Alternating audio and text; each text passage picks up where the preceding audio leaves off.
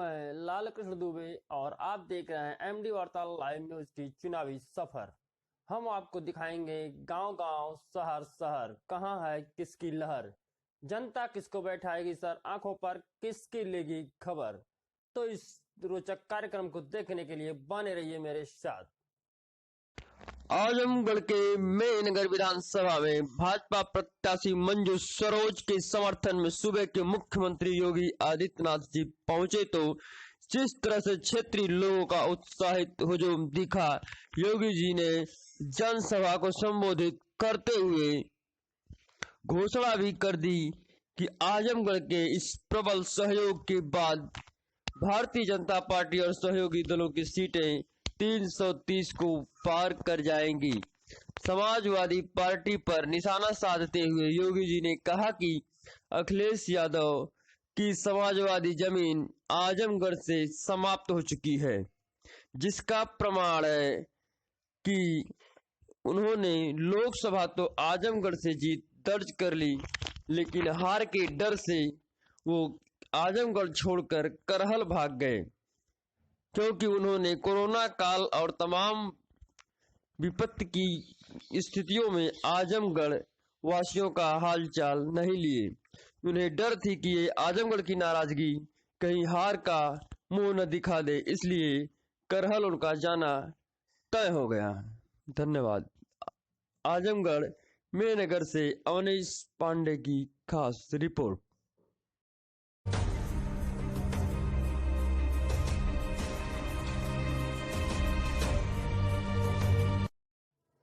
मैं लाल कृष्ण दुबे और आप देख रहे हैं एमडी वार्ता लाइव न्यूज की चुनावी सफर।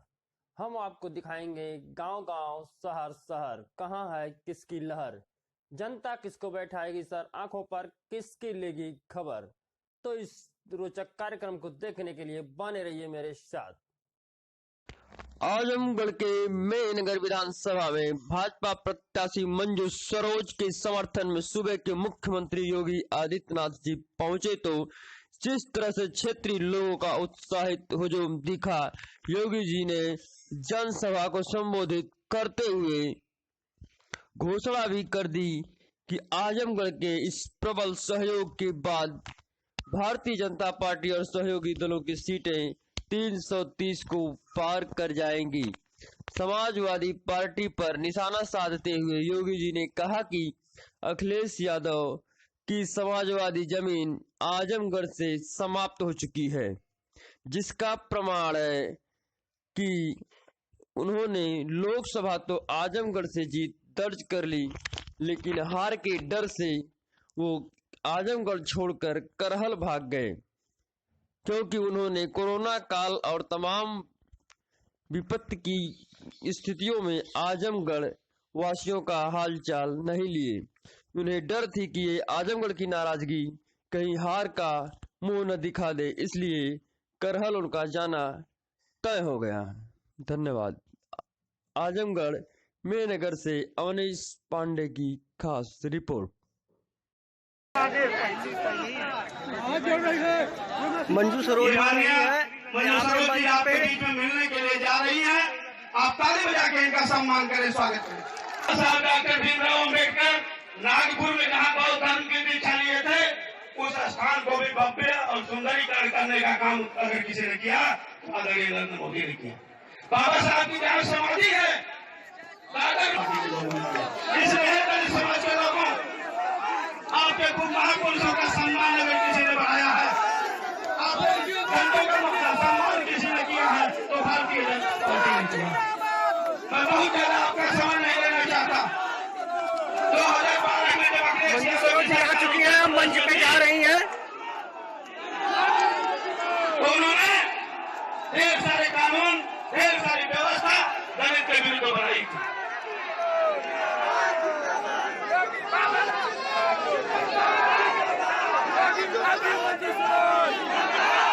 इस तरह से अखिलेश यादव की सरकार 2012 में थी, उन्होंने सबसे पहले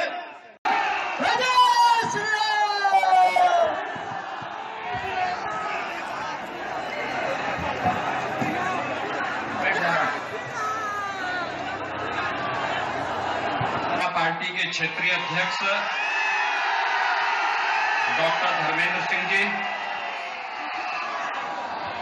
जिलाध्यक्ष ध्रुव सिंह जी, प्रदेश सरकार के मंत्री और जनपद के प्रभारी सुरेश राणा जी, राष्ट्रीय मंत्री श्री अरविंद मेनन जी, भारतीय जनता पार्टी के वरिष्ठ नेता श्री रामाधीन सिंह जी, पूर्व जिलाध्यक्ष देवेंद्र सिंह जी, जनार्दन सिंह जी, विनोद राय जी, जिला महामंत्री ननकू सरोज जी, अनुसूचित जाति आयोग के सदस्य श्री तीजाराम जी, विधान परिषद सदस्य श्री मानवेंद्र सिंह जी,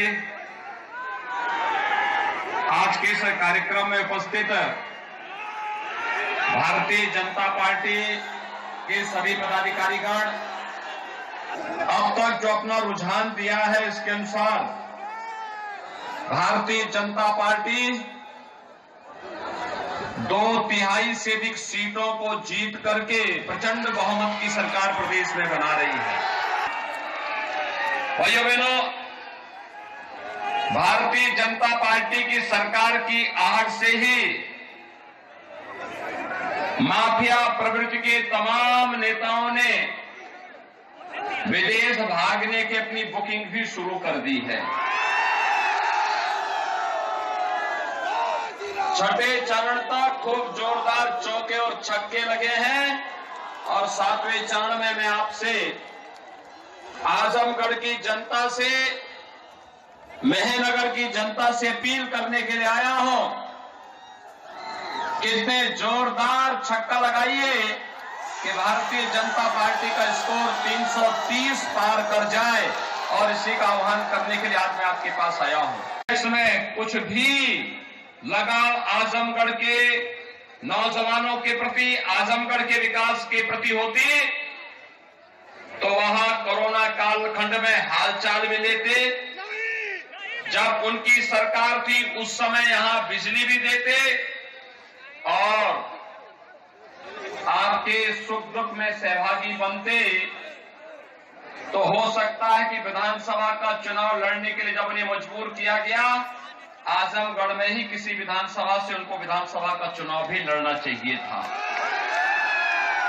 उनको भी मालूम है पैरों के नीचे की जमीन समाप्त हो चुकी है, खिसक चुकी है और आजमगढ़ जनपद के सभी 10 विधानसभा सीटों पर भारतीय जनता पार्टी और सहयोगी दलों का परचम लहरा रहा है और सपा गठबंधन के लिए कोई जगह नहीं है और इसलिए अब वह उल जलूल बयानबाजी करने पे उतारू हो गए हैं। भैया बहनों, मैं आपसे पूछना चाहता हूं, आजमगढ़ के नौजवानों के सामने पहचान का संकट किसने खड़ा किया? आजमगढ़ का नौजवान 10 मार्च के बाद सरकार बनने दीजिए, उज्ज्वला योजना के हर लाभार्थी को होली और दीपावली में फ्री में रसोई गैस का सिलेंडर भी उपलब्ध करवाएंगे। कॉलेज जाने वाली मेधावी बेटी को फ्री में स्कूटी भी उपलब्ध करवाएंगे। जब मैं 2017 में मुख्यमंत्री बना तो मैंने उस समय बेटियों की सुरक्षा के लिए मुख्यमंत्री कन्या सुमंगला योजना जारी की थी। बेटी और बेटे में भेद न हो, बेटी के जन्म लेने से लेकर स्नातक तक 15,000 रुपए का एक पैकेज बेटी के नाम पे किया।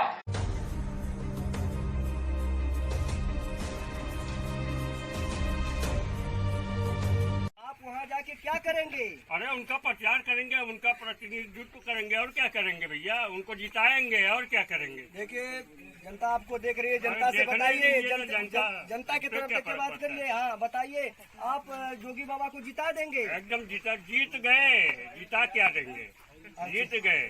चलिए भैया, बहुत बहुत आपका धन्यवाद, आप जोगी बाबा को जिता रहे हैं। और इधर आइए। हाँ भैया, आपका क्या नाम है? सूरज पांडे। सूरज पांडे, आप इतना भड़क क्यों रहे हैं? इधर आइए। की सरकार आ रही है, लोग तो बाबा की सरकार है तो डर क्यों रहे हैं, इतना भाग रहे हैं पीछे? हाँ बताइए, हाँ बताइए, जनता आपको देख रही है। और कहाँ जा रहे हैं आप? बड़ा सजो करवा में जा रहे हैं, हमारे बाबा जी आ रहे हैं। अच्छा, बाबा जी आ रहे हैं। बाबा जी मतलब योगी बाबा जी। बहुत अच्छी बात है। बाबा जी तो एक ही है, ललकार में, और कोई बाबा थोड़ा नहीं। हाँ, बहुत अच्छी बात है, बहुत अच्छी बात है। चलिए, जय जय श्री राम, जय भारतीय जनता पार्टी जिंदाबाद जिंदाबाद। जोर से बोलता है। यहाँ के लिए लोग जा रहे हैं, क्या आज होने वाला है आपको हम बताते हैं। हमारे बीच में, हाँ भैया, क्या नाम है आपका? नाम है विभाग संयोजक बजरंग दल। रुक जाए, क्या बताए कभी लगी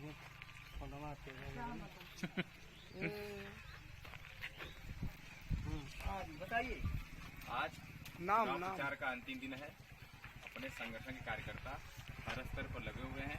हर तरह का प्रयास हो रहा है कि हिंदू हित की जो सरकार इस देश में 5 साल काम की है, उस सरकार को वापस लाने का प्रयास हर स्तर पर हो रहा है। इस क्षेत्र के गांव स्तर पर, न्याय पंचायत स्तर पर, ब्लॉक स्तर पर संगठन की टीम गठित है। जो संगठन की टीम हर गांव में अपना काम कर रही है। हिंदू पक्ष की सरकार की बहुत बड़ी आवश्यकता है। राम मंदिर हो, 370 हो, 35 हो, काशी विश्वनाथ कॉरिडोर हो, या तमाम हिंदू के संरक्षण संवर्धन की बात हो।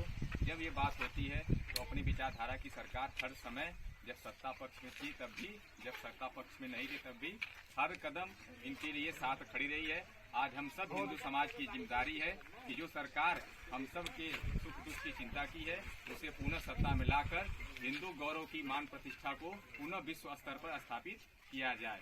आज रूस से यूक्रेन का युद्ध हो रहा है। पूरे दुनिया के लोग भारत के इतिहास में पहली बार भारत के झंडे को दिखाकर उस देश से बाहर आ रहे हैं। ये कहीं ना कहीं हमारे विचारधारा की सरकार की जीत है और ये हमारे हिंदू समाज की जीत है। इस देश में पहले के लोग जब आते थे पर्यटन पर तो ताजमहल का चिन्ह भेंट किया जाता था, लेकिन आज काशी विश्वनाथ का, राम मंदिर का, कॉरिडोर का मॉडल उनको गिफ्ट किया जाता है। ये कहीं न कहीं हिंदुओं के उदय का राज है और हिंदू हित की जो बात करेगा वो हमारे बीच अपना सत्ता बनाए रखेगा। जय श्री राम। भारत माता की जय, भारत माता की जय। 2 मिनट